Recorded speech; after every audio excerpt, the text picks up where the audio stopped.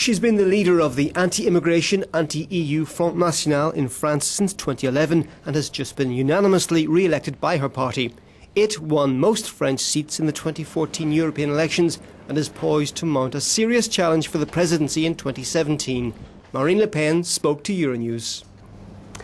Opinion polls have your party first among the opposition. What do you think when you look in the mirror in the morning? I'm preparing the great democratic upset that's going to happen in the next presidential election for sure. It's the aim of each one of us in the Front Nationale to do our utmost to win power so we can pursue our policies, not just to have power for itself, but to change the situation in our country. When you started your career as a lawyer, you sometimes defended foreigners who had no residency status. It seems you fought for their right to stay in France. What became of that, Marine Le Pen? She's still here. What you have to understand is that we can reasonably consider that a process is devastating for a country, which is the case for immigration, without wanting to make those who weren't responsible for the situation pay for the political choices of our leaders. We've always said we've nothing against immigrants, but rather those who made them come here. You talk about ending massive immigration, but realistically, what are you going to do with those undocumented people already here, and those who feel they have to come to Europe to save their lives? But they can go home. I'm here to save the skin of the French people. I do understand suffering, but I think first we have to tackle the causes.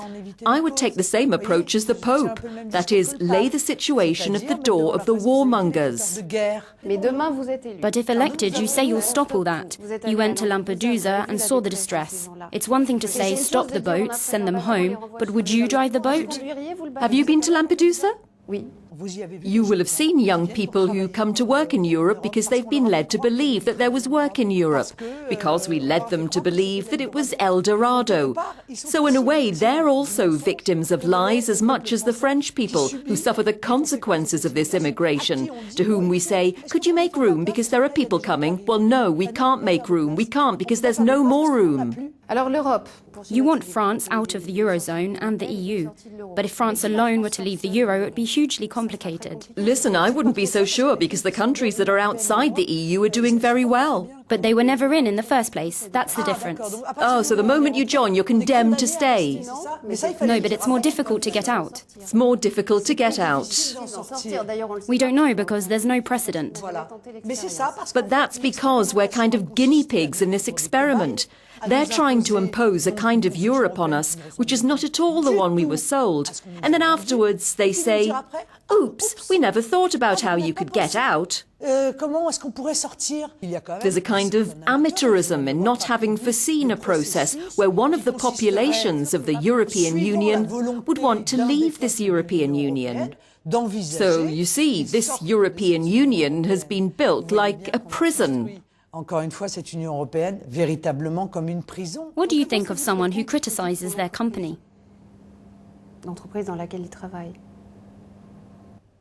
Well, that depends on the circumstances, but if it was done publicly, that wouldn't be very loyal. Why? Well, what are you doing at the European Parliament, which contributes so much to your income? You're very kind, madam, but I'm not an employee, OK? I'm not an employee of the EU. I'm an elected representative. Excuse me, I'm elected by my voters, who feel that the Front Nationale must have a maximum of representatives to protect them from the EU. Are you ideologically close to Vladimir Putin? I share at least a part of Vladimir Putin's economic vision, that's for sure. But it didn't start yesterday. The Front Nationale has never changed its position on this subject. We welcomed the arrival of a government that didn't serve the apparatchiks, and which developed a patriotic economy. You've a certain admiration for him? Yes, I admire his cool head. Because there's a Cold War being waged against him by the EU at the behest of the United States, which is defending its own interests. I admire that he's managed to restore pride and contentment to a great nation that's been humiliated and persecuted for 70 years. It's as simple as that. I think that there are things you have to look on with a positive eye, or at least with an impartial eye. à regarder avec un œil positif ou au moins avec un œil impartial. Well, just on the reasons behind those tensions, a small number of countries have recognized the political situation in Crimea in relation to Russia. What about you? Do you approve of the annexation?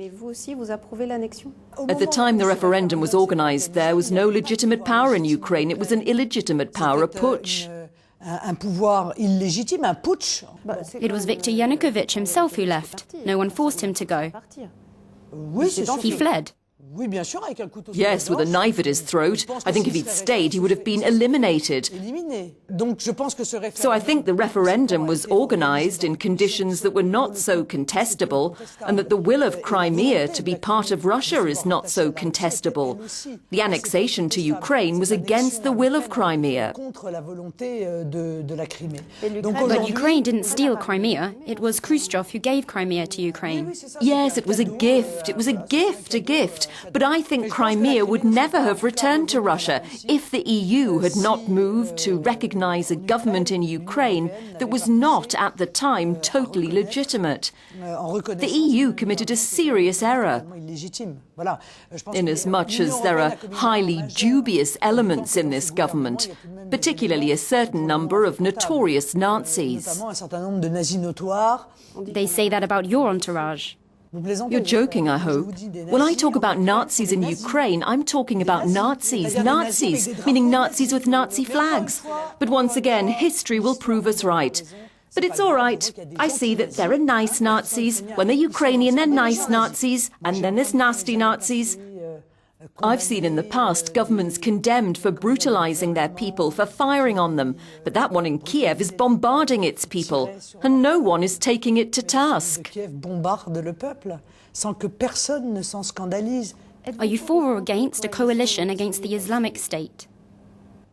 Well, I'd first like to know if it would be effective.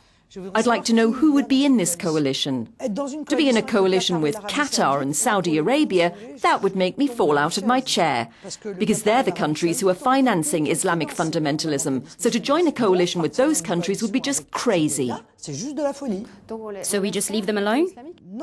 No, I didn't say that. But first, do we have to stop ourselves from going into Syria to fight them? We tell ourselves, we can't do that, because that would help Bashar al-Assad. Even into Syria? Of course in Syria, but obviously with the agreement of the Syrian government. So you defend national sovereignty in Syria, but not in Ukraine? But madam, in Ukraine no one has come into force. Once again.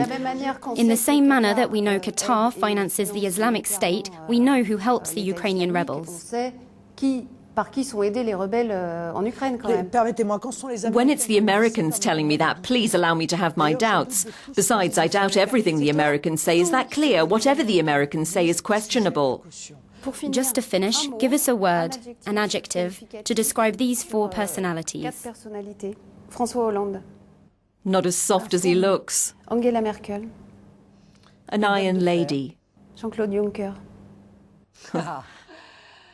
A sanctified hypocrite. Barack Obama. A disappointment. Ah oui. Ouais. Je vous remercie.